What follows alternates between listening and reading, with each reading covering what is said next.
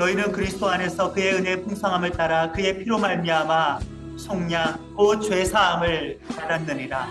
아멘. 다 같이 통성으로 중보기도하며 주 앞에 나아갑니다. 하나님 아버지, 대림절 네 번째 주일을 맞이했습니다. 하나님, 이 세상의 성탄기간 예수님을 통해서 죄악에서 벗어나 참된 안식을 얻을 수 있기를 바랍니다. 성탄의 은혜가 우리만의 은혜가 아니라 온 세상의 은혜로 허락되었사오니 세상의 믿음의 눈을 열고 그 사실을 인정하고 받아들일 수 있기를 원합니다. 성탄절을 계기로 예수님의 견고한 통치를 온 세상에 받게 하여 주시옵소서. 악의 통치가 아니라 죄악의 통치가 아니라 왕 되신 예수님의 통치로 말미암아 이 땅 가운데 하나님 나라가 임하고 세상이 새로워질 수 있기를 원합니다. 모든 영혼들이 예수님과 더불어 생명의 언약을 맺고 구원받은 백성으로 구원의 반열에 선 상태에서 일평생의 삶을 예수께 헌신하며 살아갈 수 있도록 주님 축복하여 주시옵소서. 참으로 혼란한 세상입니다.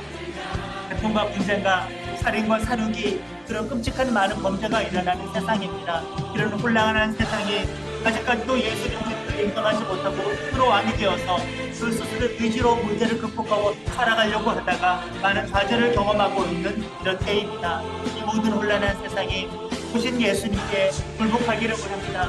그래서 세상을 이기신 것을, 하나님께서 세상을 극복하신 것을 아버지 이 성탄절을 통하여 세상에 알 수 있도록 하나님의 이김을 이 세상 가운데 계시하여 주시옵소서. 그 세상 모든 사람들이 예수님의 탄생을 기도할 수 있도록 성령의 역사가 있기를 원합니다. 성령의 충만함이 있기를 원합니다. 이제는 지금 세상 가운데 길을 걸어가도 하나님 아버지 이 성탄의 노래조차도 들리지 않는 막한 시대를 우리가 살아가고 있습니다. 주님께서 탄생하셨다는 것이 이 기쁜 소식, 인류의 역사를 뒤바꾼 이 사실이 왜 이렇게 사람들에게 기쁨과 감사의 조건으로 여겨지지 않는지 냉담한 시대를 살아가고 있는 우리에게 주님 탄생하는 이 소식이 참된 기쁨의 소식이 되어줄 수 있도록 성령께서 충만하게 역사하여 주시옵소서. 예수님의 복음으로 교회와 성도를 견고하게 세워주시는 그런 대림절 기간 되어지기를 원합니다. 이를 통하여서 하나님께서 영광 받으시기를 원합니다. 예수님께서 임하신 그 낮은 곳을 우리도 사명의 장소로 삼고 살게 하소서. 예수님의 탄생의 결실을 지키며 경배하는 예배자가 되어줄 수 있기를 원합니다.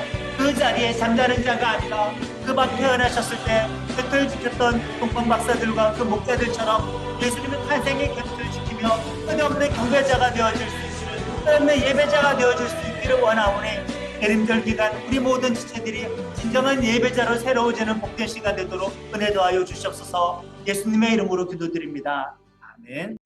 오늘 우리들에게 주시는 하나님의 말씀은 비천한 인생을 드립니다. 마태복음 1장 18절에서 25절의 말씀입니다. 한 절씩 같이 교독하고 마지막 절을 함께 봉독하겠습니다. 예수 그리스도의 나심은 이러하니라. 그의 어머니 마리아가 요셉과 약혼하고 동거하기 전에 성령으로 잉태된 것이 나타났더니 그의 남편 요셉은 의로운 사람이라 그를 드러내지 아니하고 가만히 끊고자 하여 이 일을 생각할 때에 주의 사자가 현몽하여 이르되 다윗의 자손 요셉아 내 아내 마리아 데려오기를 무서워하지 말라.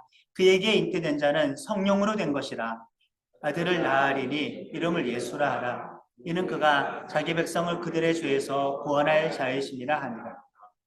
이 모든 일이 된 것은 주께서 선지자로 하신 말씀을 이루려 하심이니 이르시되 보라 처녀가 잉태하여 아들을 낳을 것이요 그의 이름은 임마누엘이라 하리라 하셨으니 이를 번역한즉 하나님이 우리와 함께 계시다 합니다. 요셉이 잠에서 깨어 일어나 주의 사자의 분부대로 행하여 그의 아내를 데려왔으나 아들을 낳기까지 동침하지 아니하더니 낳음의 이름을 예수라 하니라. 아멘. 가깝게 우리 주변에는 정말 수많은 차별들이 있습니다. 지방 출신이냐, 서울 출신이냐, 특정 지역의 출신이냐, 특정 지역 출신이 아니냐에 따라서 그렇게 차별을 하기도 하고 실력 자체를 보기보다 그 사람의 어떤 인간성, 그 됨됨이를 보기보다 출신 학교가 어디냐에 따라서 많은 사람을 차별하기도 합니다. 목숨의 가치도 다 다릅니다. 유명한 정치인 한 명이 죽었을 때 각국의 많은 대표들이 애도를 하고 조문단을 보내기도 하고 그러나 3세기에 가난한 어떤 아이가 굶어 죽었을 때에는 그 누구도 애도하지 않고 그 소식을 알지도 못합니다. 목숨의 무게도 이렇게 많이 차이가 있습니다. 어떤 누군가는 눈비를 맞으면서 하루에 8시간 열심히 폐지를 줘도 일당 10,000원을 벌까 말까 하지만 글로벌 IT 기업 CEO는 눈비를 맞지 않고 냉난방 잘 되어 있는 사무실에서 동일한 8시간 근무하면은 그의 일당은 몇 억에 이르기도 합니다. 예수를 믿으면 모든 구원과 영생이라는 동일한 가치를 받게 되는 그 하나님의 나라의 가치관과는 전혀 다른 차별적인 일들이 이 세상에서는 일반적으로 상식처럼 그렇게 벌어지고 있습니다. 지금 살던 집 말고 제가 지난번에 살았던 집은 대단지였어요. 뭐 1단지, 2단지, 3단지, 4단지, 5단지까지 있었는데 초등학교는 하나였습니다. 그러니까 단지는 달라도 아이들은 다 한 학교에 다니는 거죠. 1단지는 대형 평수 분양이었고 2단지는 중소형 평수 분양이었고 3단지, 4단지, 5단지는 뭐 장기 전세, 뭐 국민임대, 영구임대. 그러니까 초등학교 선생님들을 봤었을 때 이 아이가 몇 단지에 사는 것만 봐도 학부모들이 이 아이가 몇 단지에 사는 것만 봐도 그냥 대충 그 부모의 소득 수준을 짐작할 수가 있고요. 직업군도 짐작할 수가 있는 겁니다. 청년들은 잘 모르겠지만은 이런 차별이 정말 너무나 현실적으로 존재합니다. 그래서 누군가와 친구를 묶어주고 싶기도 하고 또 친구를 쳐내려고 하는 그런 부모들도 분명히 있습니다. 첫째 아이의 친한 친구 중에 1단지에 사는 애가 있었어요. 저는 3단지에 살았단 말이에요. 장기 전세였는데 거기는 대형 평수 분양이었어요. 그 친구를 만나러 가면은 1단지 놀이터에 놀러 가는 거죠. 그 집에 놀러 가기도 하고 그 집 엄마가 우리 아이가 몇 단지에 살았는지 알았을 텐데 속으로 무슨 생각을 했을까 표현하진 않았지만 괜히 혼자서 자존심 상했던 적도 있었습니다. 그 친구는 학원을 가면 우리 아이 혼자 1단지 놀이터에서 남아서 놀았던 적도 있었어요. 정말 많은 사람들이 이렇게 차별을 합니다. 이거는 진짜 현실입니다. 차별을 당하고 살아봤으면 사람들은 대체 어떤 반응을 보일까? 정말 많은 차별 속에서 그런 초라한 인생을 살아왔다고 한다면은 자기 자신의 존재에 대해서 소중한 존재라고 제대로 느끼지도 못하고 고백하지도 못하게 될 것입니다. 소중한 인생을 위해서 열정적인 삶을 투자를 해야 되는데 그런 열정이 없을 수도 있습니다. 하나님께 나의 삶을 드리지 못하는 이유를 이렇게 핑계댈 수도 있어요. 누군가는 1달란트, 누군가는 5달란트, 누군가는 10달란트 받았는데 내가 애초부터 타고난 게 나의 삶의 형편이 나의 환경과 조건들이 10달란트 받지 못해서 나는 1달란트 받았기 때문에 하나님께 헌신하지 않겠습니다라고 핑계를 댈 수가 있습니다. 차별로 인해서 풍성한 헌신을 못했다고, 차별로 인해서 나의 믿음이 이렇게 성장하지 못했다고 많은 사람들이 핑계를 대고 있는 것도 지극히 일반적이고 정말 사실입니다. 성경 그 시대에는 차별이 없었을까요? 신약 시대에는? 그때도 차별이 있었습니다. 로마 제국이었었죠. 로마 시민권을 가지고 있느냐, 가지고 있지 않느냐, 시민이냐, 노예이냐, 포로로 끌려와서 제국의 노예였느냐, 종이였느냐, 아니면 시민권을 소유하고 있었느냐, 그에 따른 차별이 있었습니다. 그리고 시민권도 태어나면서부터 그 로마 시민권을 가지고 있었느냐, 아니면 그 이후에 많은 돈을 들여서 시민권을 샀거나, 로마 제국에 큰 공헌을 내서 시민권을 획득했거나, 거기에 따라서도 차별이 존재가 되었습니다. 로마의 장교가 사도 바울은 태어나면서부터 시민권을 가지고 있었어요. 그러니까 유대계 로마 시민권자였었죠. 부모님이 디아스포라 유대인으로 일찌감치 로마 제국의 영토에 이주해서 살았기 때문에 태어나면서부터 그는 로마 시민권을 가지고 있었는데 시민권 가지고 있는지를 모르고 로마의 병사들이 그를 구금에다가 구타를 하기도 하고 감옥에 가두기도 했는데 장교가 나중에 알아보니까 사도 바울이 시민권자였다 이거예요. 나는 이거 얻기 위해서 정말 많은 돈을 들이고 애를 썼는데 당신은 어떻습니까? 나는 나면서부터라고 하니까 덜컥 겁이 나서 금세 사도 바울을 풀어주었습니다. 이런 차별이 당시에도 분명히 있었습니다. 팔레스타인 땅, 그 유대인들의 땅, 그 땅에 차별이 없었을까요? 유대인들은 자기들끼리도 차별이 있었어요. 유대인이냐 아니냐. 신약 성경 보면 이방인이냐 아니냐 그거 가지고 정말 많이 따지잖아요. 이방 땅에 가는 것도 부정하게 여겼었고 이방인들이 개종해서 유대교인이 되었는데도 불구하고 성전 내부로 못 들어오겠단 말이에요. 성전 외부에 마당만 밟게 만들어버렸습니다. 차별이 있었죠. 인종차별이 있었습니다. 그 나라 차별이 분명히 있었습니다. 같은 팔레스타인에 살았던 유대인들끼리도 지역을 가지고도 그들은 차별을 했었어요. 같은 유대인이라고 해도 어디에 살았느냐에 따라서 다릅니다. 예수님의 부모님이었던 요셉과 마리아는 어디 사람입니까? 상식이죠? 나사렛 사람입니다. 가난한 동네예요. 그곳에서 약혼을 했고 결혼을 했고 그리고 베들레헴 여행하는 중에 예수님을 낳아서 예수님은 거기에서 태어났지만은 그러나 살았던 곳도 예수님은 나사렛이었습니다. 30세 공생애가 되기 전까지 예수님은 나사렛에서 아버지 목수의 직업을 이어받아서 목수의 삶을 평범하게 살았는데 유대인들이 가지고 있었던 그 나사렛이라는 이미지가 달랐습니다. 거기에서는 종교적으로 메시아가 태어나면 안 되었어요. 날 수 있다고 전혀 생각하지는 않았습니다. 요한복음 1장 46절의 말씀을 같이 읽겠습니다. 나다나엘이 이르되 나사렛에서 무슨 선한 것이 날 수 있느냐? 빌립이 이르되 와서 보라 하니라. 아멘. 지도를 보시면은 저기 북쪽에 갈릴리 호수 왼편 빨간 줄로 나사렛 표시가 되어 있죠. 지중해 연안입니까? 아닙니다. 아닙니다. 갈릴리 호수 주변입니까? 아닙니다. 어업도 안 되고요. 교통도 별로 안 좋습니다. 내륙입니다. 그러면은 저기 남쪽에 있는 예루살렘, 남쪽에 있는 저 예루살렘 성전이 있었던 종교적인 수도와도 가까웠었나요? 멀어요. 따지자면은 저기 서울에서 따지면 저기 그냥 끝에 있는 도시인데 수자원도 풍부하지 않아요. 먹고 살기 정말 어려운 그런 가난한 동네였기 때문에 우리는 이 나다나엘의 말을 통하여서 유대인들이 나사렛을 어떻게 인식했는지 충분히 알 수가 있습니다. 거기서 선한 게 날 수 있어? 거기서 위인들이 태어날 수가 있냐? 이 사람들이 얼마나 이렇게 형식적이었는지 몰라요. 정말 하나님의 사람 메시아가 태어난다고 하면 예루살렘에 태어났었어야지.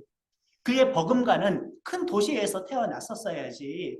이런 고정관념을 가지고 있었는데 나사렛 출신 메시아가 나타났다고 빌립이 소개하고 와서 보라고 하니까 에게 거기서는 메시아가 날 수 없어. 이렇게 무시를 했다라는 거예요.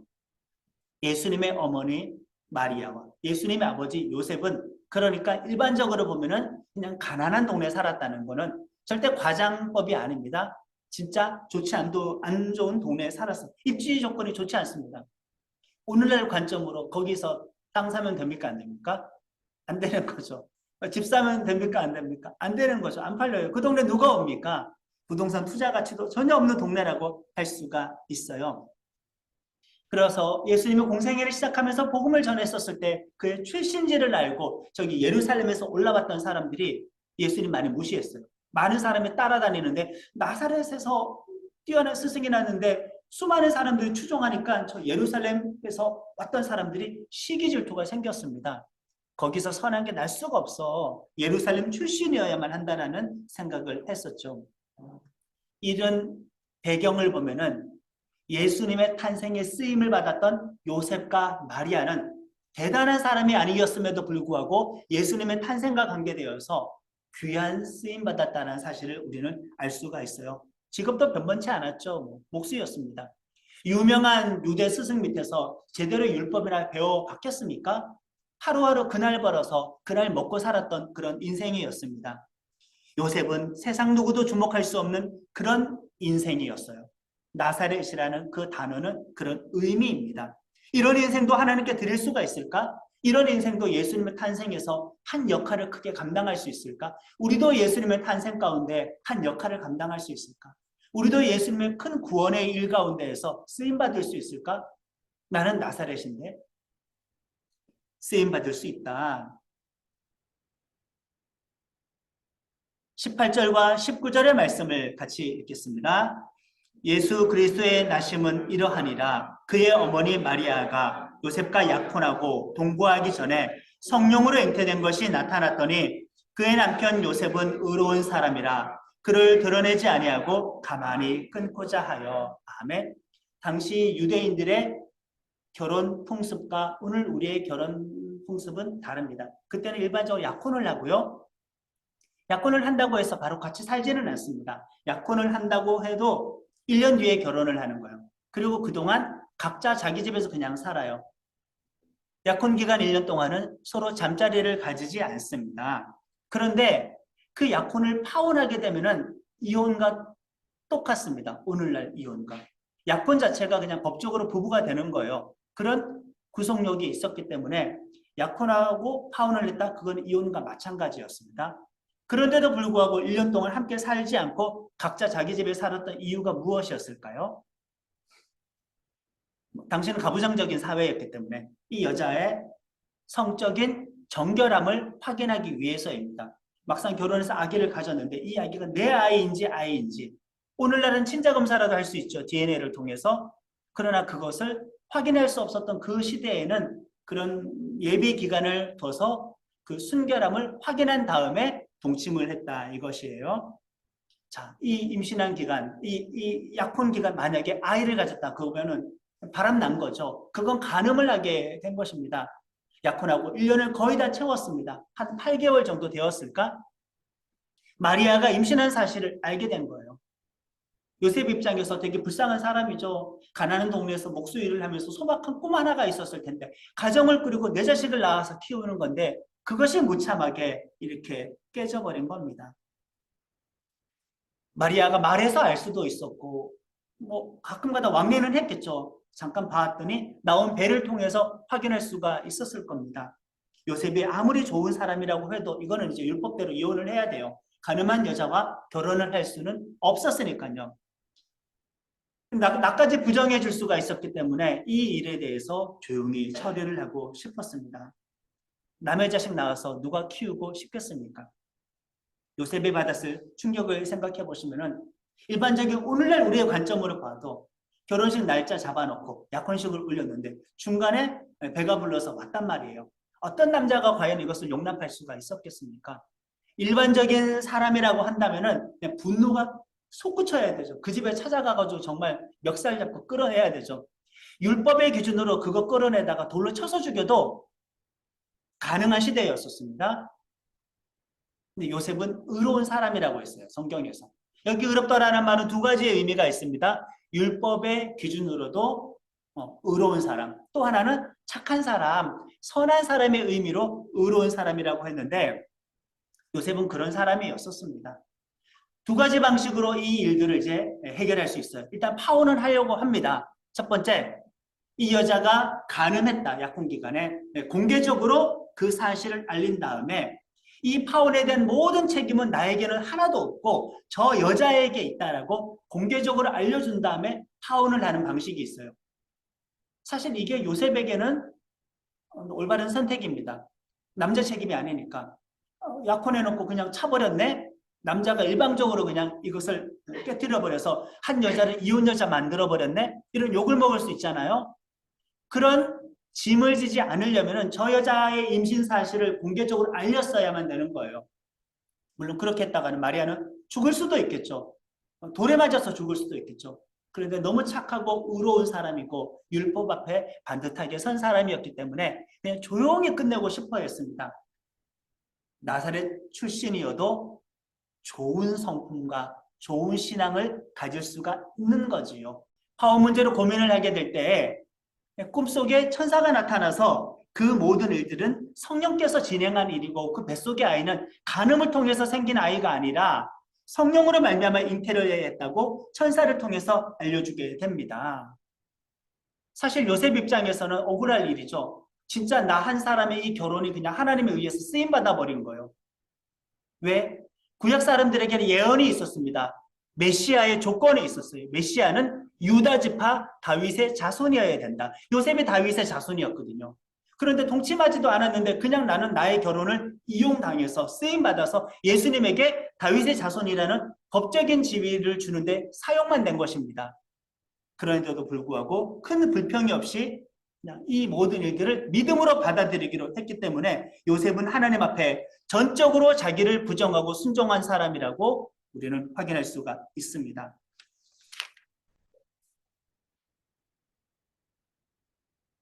24절과 25절의 말씀 같이 읽겠습니다. 요셉이 잠에서 깨어 일어나 주의 사자의 분부대로 행하여 그의 아내를 데려왔으나 아들을 낳기까지 동참하지 아니하더니 나음의 이름을 예수라 하니라. 아멘. 잠에서 깨어난 다음 바로 아내를 데려왔습니다. 결혼식으로 올렸겠지요. 성경에 다 기록되거나 그렇게 풀어놓지는 않았지만 결혼식을 올렸었을 때에 이미 배불러 온 그 마리아를 요셉은 어떠한 마음으로 과연 받아들이게 되었을까? 그리고 나서 아들을 낳기까지는 동침하지도 않았습니다. 여기서도 우리는 요셉의 배려를 볼 수가 있습니다. 자기의 어떤 성적인 욕망도 있었을 텐데 그것을 절제했다 이거요. 이것은 훗날 정말 이 아이가 성령으로 잉태되었다라는 확실한 증거가 되고 고백이 됩니다. 많은 사람들은 성령으로 잉태가 된 것이 아니라 그냥 두 사람이 결혼을 해서 동침해서 아이를 낳지 않았느냐라는 고시를 만들 수가 있잖아요. 끝까지 예수를 낳기까지 이 요셉은 마리아와 동침을 하지 않고 철저하게 욕망을 절제하고 배려했다. 성령으로 인하여서 예수님 태어나는 것에 대해서 자기 자신이 어떤 부정한 시도를 하지 않았다는 것도 우리는 이 요셉이 멋지고 귀한 희생을 헌신을 한 사람이라고 확인할 수가 있습니다. 결혼하고 나사렛에서 만약에 출산을 한다고 쳐봐요. 한 8개월이 되었는데 벌써 애가 나와요. 그럼 사람들은 뭔가 이상하다 느끼겠죠? 8개월 정도의 애가 나왔는데 미숙아가 아니에요. 무슨 생각을 하겠습니까? 약혼 기간에 아이를 가진 것은 아닌가? 그런데 하나님의 섭리가 대단하지 않습니까? 이 아이를 나사렛에서 낳았을까요? 고향 사람들이 모르는 베들레헴에서 낳았을까요? 베들레헴에서 낳게 되었죠. 당시 로마 황제가 세금 징수와 인구 파악을 목적으로 제국 내에 있는 모든 사람들은 자기 조상 고향의 땅에 가서 호적을 등록하라라는 명을 내리는데 요셉은 유다 지파였기 때문에 자기 조상들의 고향이었던 베들레헴으로 가게 되었고 그곳에서 예수를 낳게 되었으니 고향 사람들은 이 예수님이 태어난 것에 대해서 약혼기간 마리아가 임신한 사실에 대해서는 전혀 모르고 의심하지 않고 그렇게 넘어가게 되었습니다. 그때 페르시아에서 점성술사들이 찾아왔습니다. 성경에서는 동방박사라고 되어 있습니다. 동방박사라고 되어 있지만 좀 더 정확한 표현은 점성가들입니다. 별자리를 연구하는 사람들이었어요. 그 연구의 결론 끝에 하나님의 어떤 일반적인 자연 계시를 통해서 유대의 왕이 새롭게 태어났다는 사실을 발견하게 되었고 수백 킬로 아니면 1000킬로도 더 넘을 그곳에서 긴 여행을 와 하필이면 태어나는 그날 밤에 도착을 할 수가 있게 되었는데 베들레헴으로 오려면 어디를 거쳐야 되느냐? 예루살렘을 거쳐야만 했었습니다. 예루살렘에 도착을 해가지고 여기 유대의 왕이 태어났다고 우리가 알고 왔는데 어디서 태어났느냐? 우리는 그에게 가서 경배해야 된다라고 말을 하니까 예루살렘에서 지금 난리가 났습니다. 그 소식이 헤롯의 귀에 들어갔어요. 헤롯은 유대의 왕이었습니다. 정작 헤롯은 유대인이 아니었어요. 그의 아내는 유대인이었으나 헤롯은 에돔 사람이었습니다. 그런데 이 로마가 유대를 정복하고 통치하는데 그 앞잡이 노릇을 해줬기 때문에 로마 제국으로부터 유대의 왕으로 인정을 받을 수가 있었던 거죠. 그런데 유대인들은 싫어했어요. 에돔 사람이니까. 혼혈이니까. 자기 왕권에 대한 집착이 무척 강했는데 저 동방에서 박사들이 와서 유대의 왕이 태어났다고 하니까 얼마나 불안했겠습니까? 그 아기 장래 나의 경쟁자가 될 수 있는데 죽여서 없애버리고 싶었습니다. 그래서 거짓말을 했죠. 동방 박사들에게. 아, 그러냐? 나도 거기 가서 경배를 하고 싶으니까 나도 거기서 경배를 하고 싶으니까 태어나면은 나에게도 그 장소를 알려달라 했는데 하나님께서 이 동방 박사들에게 계시를 하셔서 갈 때 헤롯으로 가지 말고 예루살렘을 거쳐가지 말고 다른 길로 돌아가라고 지시를 해주게 되었습니다. 그래서 헤롯은 자기 병사를 보내어서 시점을 계산하는 거죠. 계산을 해서 2살 이하의 아기를 다 죽이려고 합니다. 2장 4절과 5절의 말씀을 같이 읽겠습니다. 왕이 모든 대제사장과 백성의 서기관들을 모아 그리스도가 어디서 나겠느냐 물으니 이르되 유대 베들레헴이오니 이는 선지자로 이렇게 기록된 바. 아멘. 예수님이 태어난 도시를 어떻게 지금 추론해 들어갔어요? 성경에 예언된 대로 추론해 들어가는 겁니다. 그러니까 어떻게 보면 다분히 의도적이죠. 성경에서 메시아가 태어나는 대로 예언이 되었으면 예언자일 확률이 높잖아요. 오히려 믿어야 됨에도 불구하고 성경을 근거로 해서 그곳에서 태어난 2살 이하의 아기를 다 죽이기로 작정을 한 것입니다. 다분히 의도적입니다. 다분히 의도적이에요. 지금 여기에 보면은 예수님의 탄생에 방해가 된 사람들은 다 누구입니까? 유대 왕이었습니다. 대제사장도 끼어 있네요. 백성들의 서기관들도 끼어 있네요. 어떻게 보면 예루살렘에 살았던 사람들이고 종교적인 지도자들입니다. 정치적인 지도자들입니다. 그러나 이렇게 그들 나름대로 상류층 사람들은 예수님의 탄생 가운데 방해를 했던 존재들이고, 요셉처럼 나사렛 출신 목수는 예수님의 탄생에 쓰임받았던 사람이라고 대비가 되어지고 있습니다. 박사들에게 예수 살해 의도를 숨기고 이제 위치를 물었는데, 그런데도 불구하고 박사는 배신을 하고 돌아갔어요. 이제 어딘지 알았습니다. 병사를 보내고 죽이기로 했는데, 이 모든 것은 한밤중에 지금 일어나는 거예요. 예루살렘과 베들레헴이 그냥 몇 시간이면 가는 거리입니다. 그렇게 멀지가 않아요. 가까운 거리입니다. 2장 14절 말씀을 함께 합니다. 요셉이 일어나서 밤에 아기와 그의 어머니를 데리고 애굽으로 떠나가. 하면 자고 일어나 도망친 것이 아니라 지금 병사들이 이동하는 중이에요. 헤롯의 사병들이겠죠. 그런데 그 한밤중에 지금 아기를 데리고 애굽으로 떠나가게 되었다. 이 모든 과정 가운데에서 요셉은 자기의 아내를 지켰고 아기 예수를 지켰습니다. 나사렛에서 베들레헴까지 직선거리를 170km고 왕복하면 340km인데 사실은 뭐 몇 달간 걸릴 거리는 아니겠죠. 호적 조사하고 등록하고 다시 올라가면 되는데, 세간살이는 다 어디에 있습니까? 나사렛에 있겠죠. 그 모든 살림을 다 싸우지는 않았어요. 근데 갑자기 거기서 집으로 가지 못하고 도망을 치게 되었습니다. 이집트로요. 로마 제국 내에 모든 영토가 제국으로 이렇게 하나로 통합이 되었으니 뭐 이 나라 저 나라 옮겨가는 것은 큰 문제가 되지 않았겠죠. 그러나 이거는 요셉이 예상하지 못했기 때문에 많은 여행 경비를 챙겨올 수가 없고, 원래 돈이 없었던 사람이니까 거의 빈털터리와 같은 모습으로 이집트로 가게 되었다. 거기서 몇 년을 살았을까요? 가면 성경에서 기록하지도 않았습니다. 이집트로 갔고 그리고 다시 돌아왔다라는 거 몇 년밖에 기록하진 않았지만은 짧게 3년, 길게 7년을 살았습니다. 물론 그곳에는 구약과 신약 사이 400년 동안 중간기에 흩어진 디아스포라 유대인들의 공동체가 있었겠지만 정말 이들은 힘겨운 삶을 살았을 것으로 우리는 충분히 예상을 할 수가 있어요. 일용직으로 살지 않았을까 그 생각을 해봅니다. 예수님의 탄생을 위하여 요셉은 이 고생을 했는데도 불구하고 성경은 한 줄도 그것을 기록해 놓지 않았다. 자, 이제 드디어 예수님의 공생애가 시작이 되었습니다. 예수님의 공생애가 시작이 되고 예수님의 어머니 마리아와 예수님의 육신의 동생들이 예수님이 미쳤다 생각하고 복음 선포하는 예수님을 잡으러 온 적도 있었는데 거기에 요셉은 없었어요. 예수님께서 십자가에서 죽으셨을 때 어머니 마리아는 거기에 있었지만 요셉은 거기 없었어요. 그 말은 요셉은 예수님의 공생애 전에 죽었다라는 것을 알 수가 있습니다. 당시에는 50세 전에 죽는 것도 많았으니까요. 십자가에서 이루어진 일들, 예수님의 부활의 그 사건도, 초대교회가 탄생해서 초대교회가 발전하는 모습도 요셉은 보지도 못하고 그냥 고생은 고생대로 하고 평생을 나사렛에서 목수의 삶을 살아갔지만 예수님의 탄생을 위하여 그의 비천한 인생은 이토록 귀하게 쓰임을 받았다라는 거예요. 마리아는 초대교회에 아주 영향력 있는 인물이 되었습니다. 예수님의 육신의 동생들도 초대교회에 능력 있는 지도자들이 되었습니다.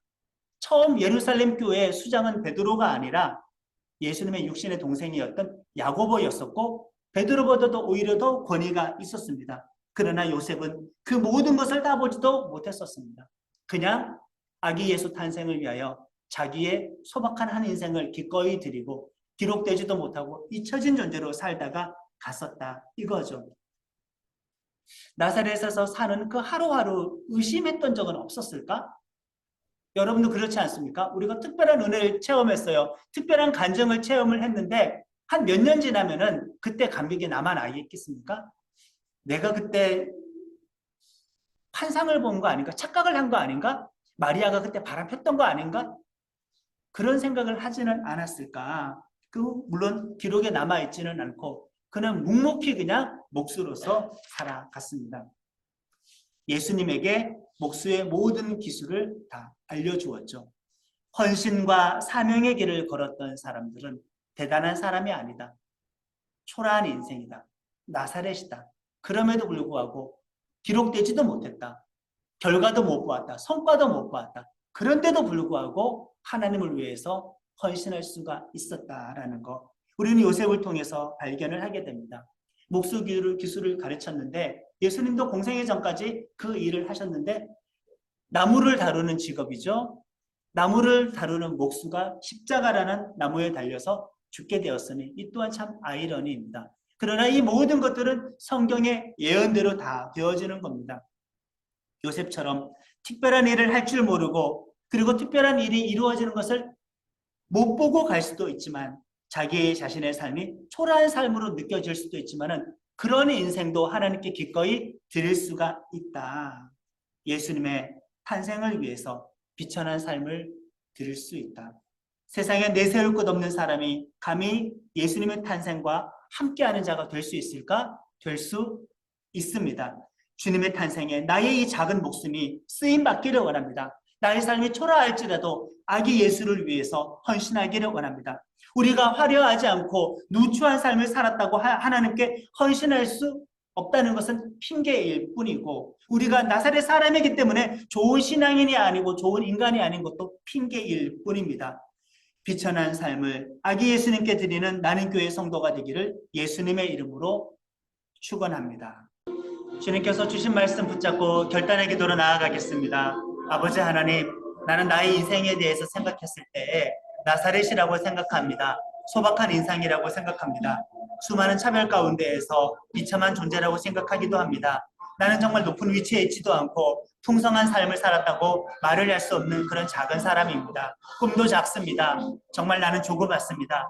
그런데도 불구하고 높은 자들이 하나님의 탄생 가운데 쓰임받지 못했고 장애물이 되었으며 오히려 나 같은 사람을 하나님께서 써주셨다는 사실을 요셉의 인생을 통하여 알게 되었습니다.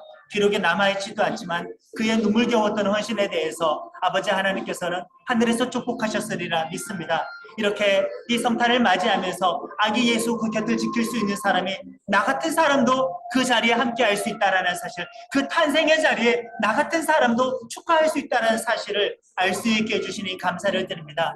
차별적인 삶의 그 피해의식과 자기 연민 가운데 갇혀있지 않고 살게 하여 주시옵소서. 평범한 삶을 살았으나 우리가 예수님의 구원 가운데 쓰임받기를 간절하게 원하고 기꺼이 그렇게 써주실 줄로 믿습니다. 하나님 아버지, 특별한 직책은 없다고 하여도 높은 재능은 없다고 할지라도 우리에게 힘과 권력은 없다고 할지라도 예수님의 그 구원의 일에 우리가 정말 요셉처럼 참여하는 사람 다 되어줄 수 있도록 우리를 붙잡아 주시옵소서. 복음 때문에 일상의 삶이 무너지고 큰 희생이 따를 때에도 흔들리지 않게 하시고 끝까지 사명의 길을 완수하고 묵묵히 숨겨져 있다고 할지라도 드러나게 평가를 받지 못한다고 할지라도 그런 삶의 태도를 통하여 예수님의 탄생과 그 구원의 전 과정을 축하하고 쓰임받는 인생 되기를 원합니다.